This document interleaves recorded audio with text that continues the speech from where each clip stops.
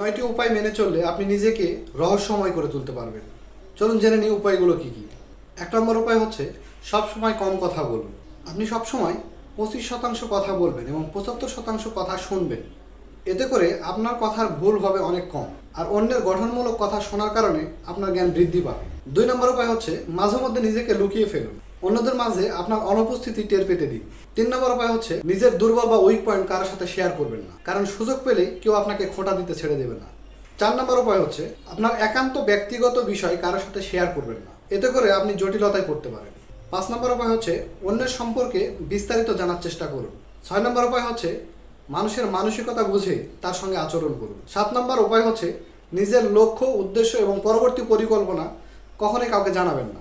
৮ নম্বর উপায় হচ্ছে নিজেকে কখনো সস্তা করবেন না, অর্থাৎ আগ বাড়িয়ে কারোর সাথে মিশতে যাবেন না, তবে কার্যকর সম্পর্ক থাকলে সেটা আলাদা বিষয়। এবং ৯ নম্বর বিষয় এবং গুরুত্বপূর্ণ বিষয় হচ্ছে আপনাকে আপনার আত্মমর্যাদা আরও বৃদ্ধি করতে হবে এবং তা চর্চা করতে হবে। এই উপায়গুলো মেনে চললে আপনি অন্যদের মাঝে নিজেকে রহস্যময় করে তুলতে পারবেন।